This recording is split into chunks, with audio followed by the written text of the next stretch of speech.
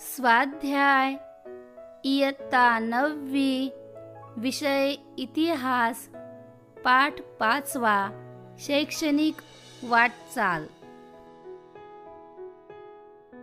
प्रश्न पहिला, दिलेल्या पर्यायांपैकी योग्य पर्याय निवडून विधाने पुन्हा लिहा। 1. परम 8000 हा महासंगणक तयार करणारे शास्त्रज्ञ। अ. डॉक्टर विजय भटकर, ब. Doctor R.H. दवे, क. पी. पार्थसारथी, ड. वरीलपैकी कोणीही नाही। परम 8000 हा महासंगणक तयार करणारे शास्त्रज्ञ डॉक्टर विजय भटकर।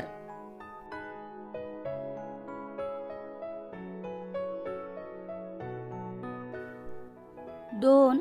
जीवन शिक्षण हे मासिक या संस्थेमार्फत प्रकाशित केले जाते। अ.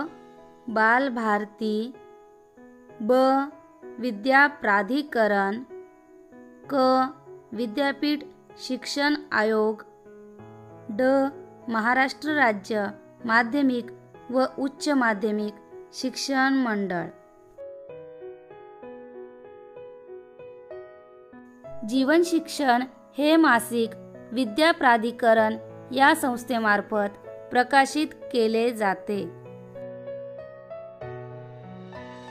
3. IIT ही शैक्षणिक संस्था पुढील क्षेत्रातील शिक्षण देण्यासाठी प्रसिद्ध आहे। अ. कृषी, ब. वैद्यकीय, क. कुशल दर्जाचे व्यवस्थापक, ड. अभियांत्रिकी। IIT ही शैक्षणिक संस्था अभियांत्रिकी क्षेत्रातील शिक्षण देण्यासाठी प्रसिद्ध आहे। प्रश्न दुसरा, दिलेल्या सूचनेनुसार कृती करा। 1. भारतातील शैक्षणिक क्षेत्रातील पुढील व्यक्ती व त्यांच्या कार्यासंबंधी तक्ता पूर्ण करा।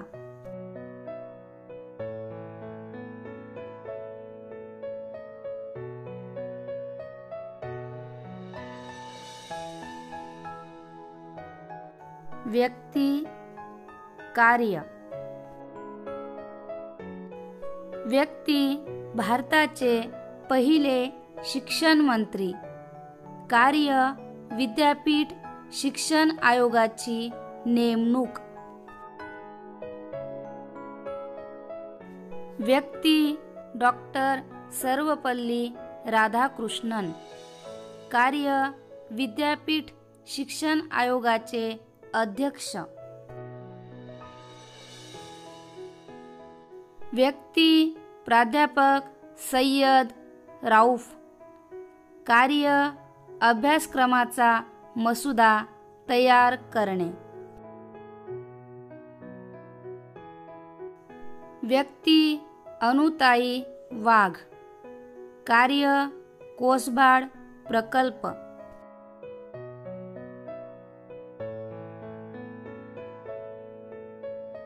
दोन. National council of educational research and training या संस्थेची माहिती आंतरजालाच्या सहाय्याने मिळवा व ती माहिती ओक तक्त्याच्या स्वरूपात लिहा।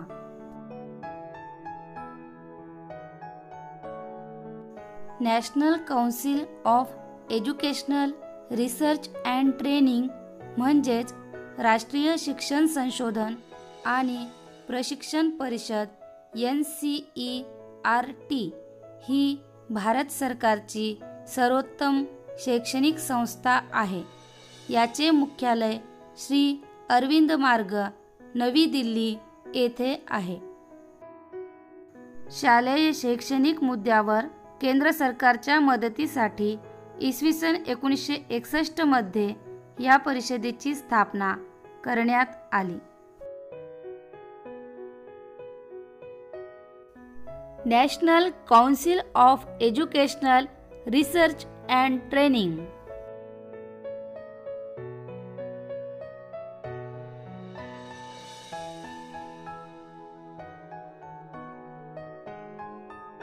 उद्दिष्टे.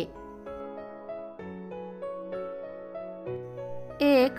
राष्ट्रीय शिक्षणाची रूपरेषा कार्यान्वित करणे. 2. प्राथमिक शिक्षणाचे साधारणीकरण. 3. व्यावसायिक शिक्षण. 4. विशेष गरजा असलेल्या समूहांचे शिक्षण. 5. शिशु शिक्षण. 6. माहिती तंत्रज्ञान सुधारासाठी परीक्षा व गुणदान. 7. स्पर्धात्मक गुणवत्तेचे शिक्षण. 8. बालिका शिक्षण. 9. अध्ययन अध्यापन अनुभव तयार करणे. 10. अध्यापन शिक्षणामध्ये सुधार.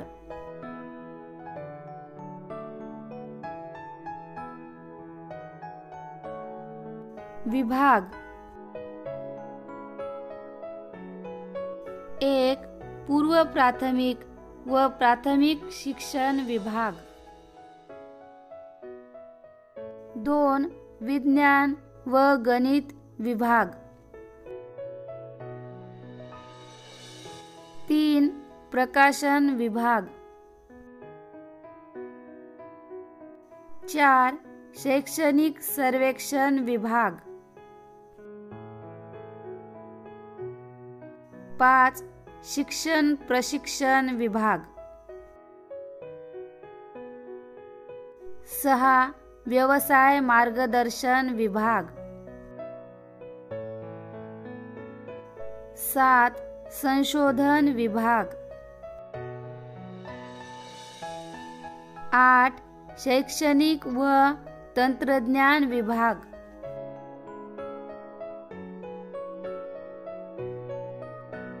'कार्य' 1. शालेय अभ्यासक्रम तयार करणे. 2. शालेय पाठ्यपुस्तकांची निर्मिती करणे. 3.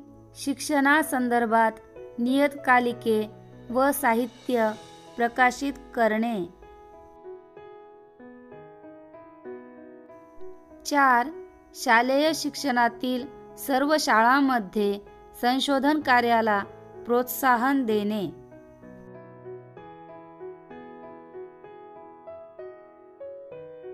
5.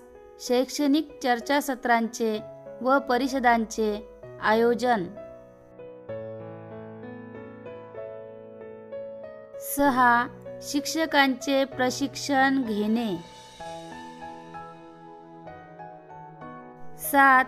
शालेय शिक्षणाची गुणवत्ता विकसित करणे. 8. राष्ट्रीय प्रज्ञाशोध परीक्षा.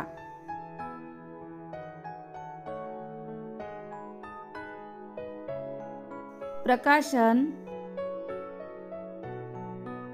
1. 12वी पर्यंतचे CBSEचे पाठ्यपुस्तके प्रकाशित करणे. 2.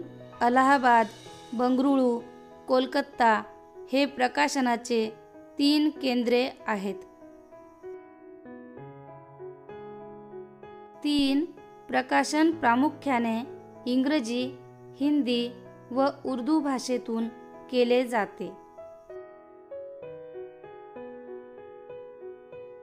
प्रश्न तिसरा, पुढील विधाने सकारण स्पष्ट करा.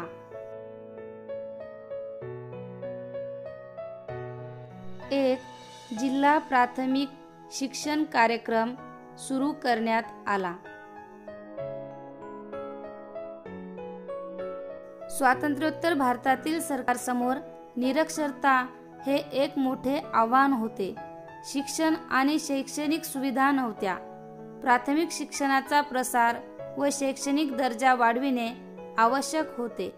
या सर्व कारणामुळे 1994 मध्ये प्राथमिक शिक्षणाच्या सार्वत्रिकीकरणासाठी जिल्हा प्राथमिक शिक्षण कार्यक्रम सुरू करण्यात आला.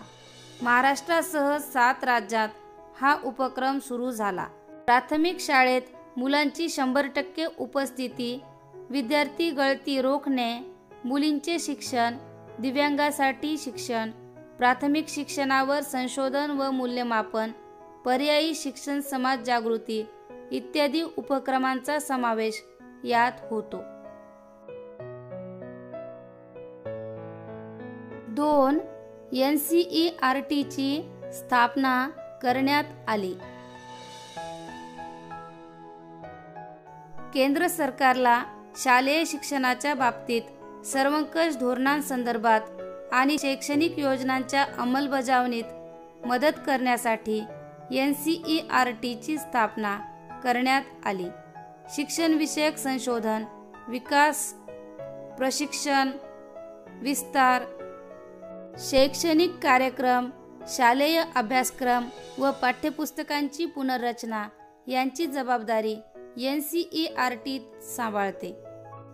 राज्य शासनाकडून प्राथमिक व माध्यमिक शिक्षणाच्या संदर्भात सहकार्य व मार्गदर्शन NCERTने उपलब्ध करून दिले.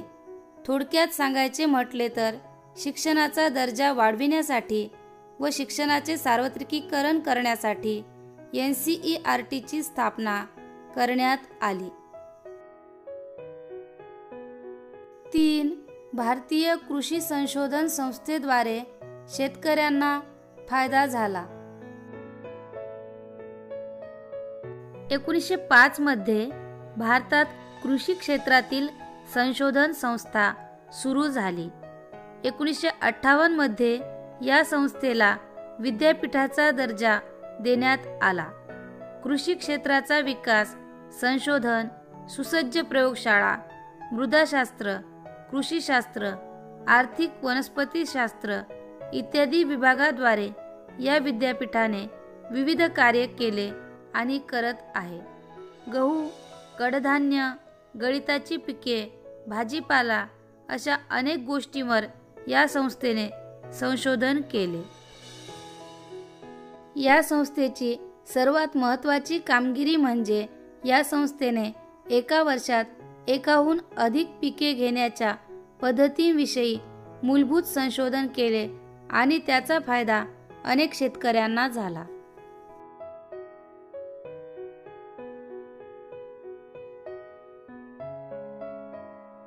प्रश्न चौथा, टिपा लिहा.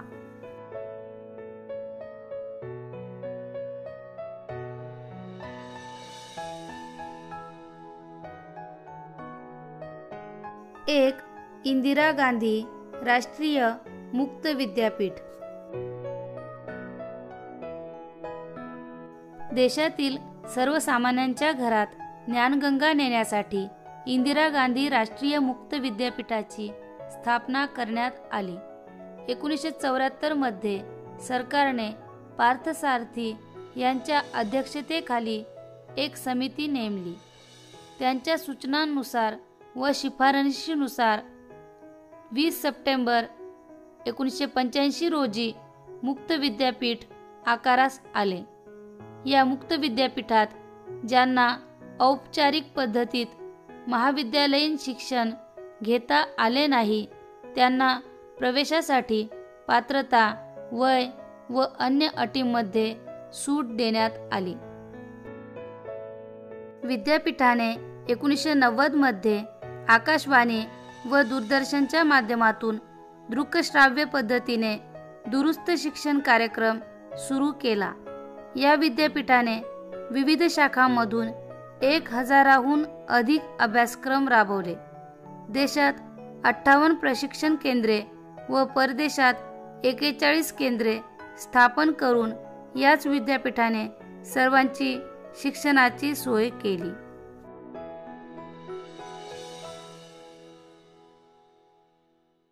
दोन कोठारी आयोग.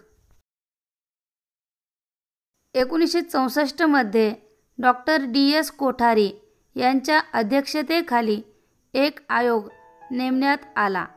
या आयोगाने माध्यमिक, उच्च माध्यमिक व विद्यापीठ स्तरावरील 10+2+3 या आकृतिबंधाचा स्वीकार केला.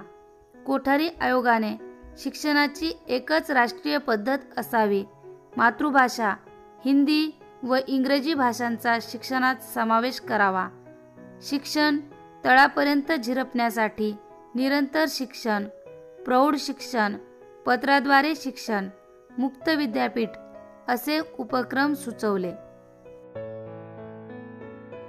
अनुसूचित जाती जमातींसारख्या उपेक्षित घटकास प्राधान्य देणे, सरकारी अंदाजपत्रकात शैक्षणिक खर्चावरील तरतुदी वाढवणे अशा शिफारसी या आयोगाने केल्या. शिक्षणाचे आधुनिकीकरण, सामाजिक व राष्ट्रीय एकात्मता, सामाजिक, नैतिक, आध्यात्मिक मूल्यांची जोपासना, शिक्षण व उत्पादकता, लोकशाहीचे संरक्षण व संवर्धन ही कोठारी आयोगाने सांगितलेली शिक्षणाची प्रमुख उद्दिष्टे आहेत.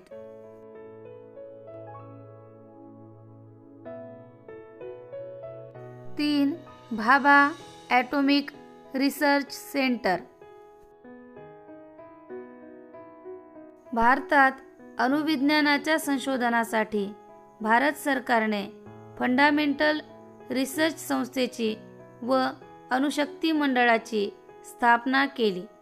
डॉक्टर होमी भाभा हे या दोन्ही संस्थांचे संचालक होते.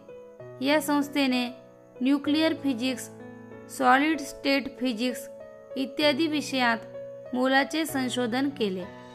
अणुभट्टी निर्मितीसाठी शास्त्रज्ञांना प्रशिक्षण देण्यासाठी ट्रेनिंग स्कूल काढले.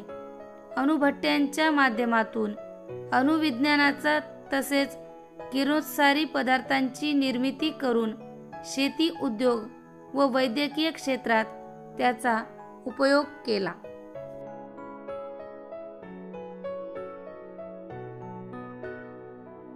4. बालभारती. महाराष्ट्र राज्य पाठ्यपुस्तक निर्मिती व अभ्यासक्रम संशोधन मंडळ बालभारती या संस्थेची स्थापना 27 जानेवारी 1967 रोजी पुणे येथे झाली. शालेय विद्यार्थ्यांसाठी पाठ्यपुस्तके तयार करण्याचे काम बालभारती करते. मराठी, हिंदी, इंग्रजी, उर्दू, कन्नड, सिंधी, गुजराती, तेलुगू या 8 भाषांमधून पाठ्यपुस्तके तयार केली जातात. किशोर हे विद्यार्थ्यांसाठीचे मासिक बालभारती प्रकाशित करते.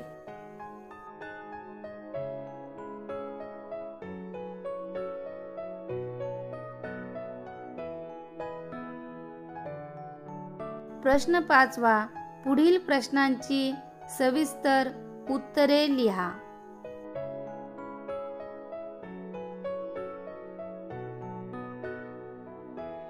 1. खडूफळा ऑपरेशन ब्लॅकबोर्ड या योजनेत कोणत्या उपक्रमांचा समावेश होतो? खडूफळा या योजनेत पुढील उपक्रमांचा समावेश होतो. 1. प्राथमिक शिक्षणाचा प्रसार करणे. 2. प्राथमिक शिक्षणाचा दर्जा सुधारणे. 3. किमान शैक्षणिक गरजांची पूर्तता करणे.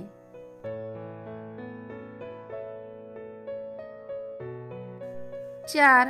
सुयोग्य अशा किमान 2 वर्गखोल्या स्वच्छतागृह, प्रयोगशाळा साहित्य, छोटेसे ग्रंथालय, मैदान, क्रीडा साहित्य इत्यादींसाठी सरकारी शाळांना निधी उपलब्ध करून देणे. 5. 2 शिक्षकांपैकी 1 स्त्री शिक्षिका नियुक्त करणे.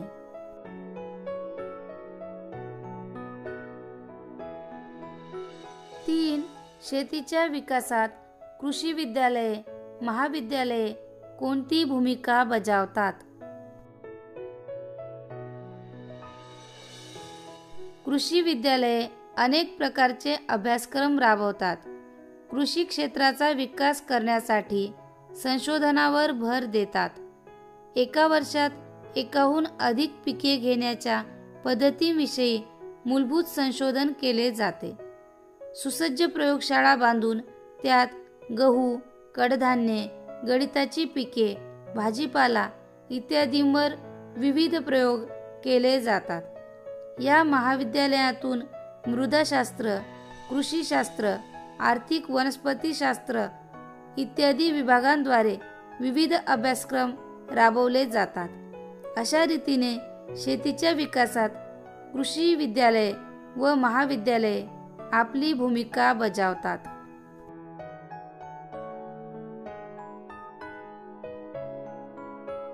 3. भारताच्या वैद्यकीय क्षेत्रातील प्रगती विविध उदाहरणांच्या सहाय्याने स्पष्ट करा.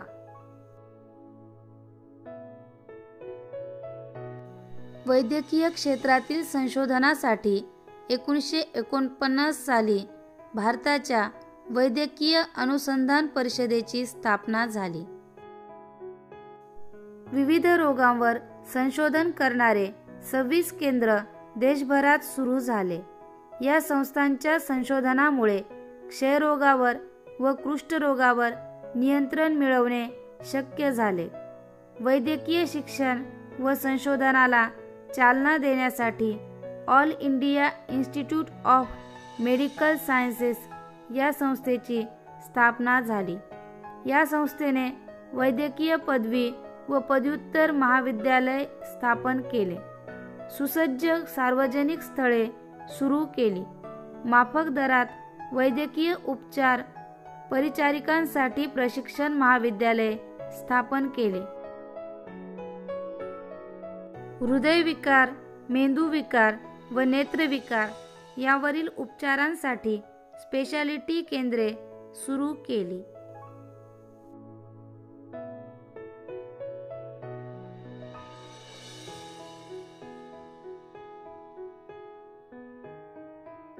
चार, तुमच्या शाळेत आयोजित करण्यात येणाऱ्या शालेय आणि सहशालेय उपक्रमांविषयी माहिती लिहा.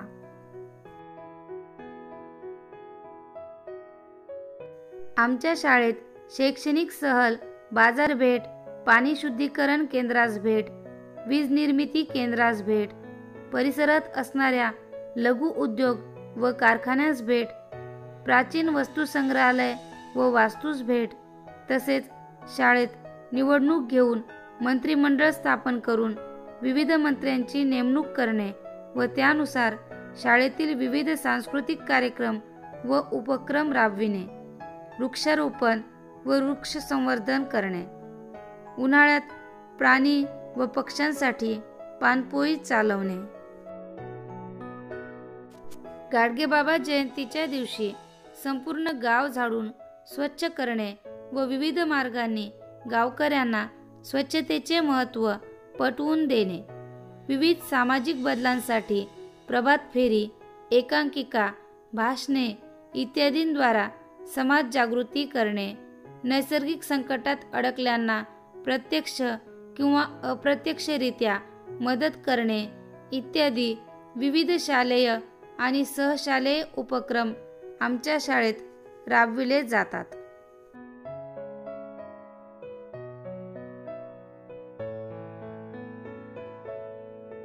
तुमच्या लाईक आणि कमेंट्स मला आणखी व्हिडिओ तयार करण्यास प्रोत्साहन देत असतात. त्यामुळे लाईक आणि कमेंट्स करण्यास विसरू नका. पुन्हा भेटूया नवीन व्हिडिओसह. तोपर्यंत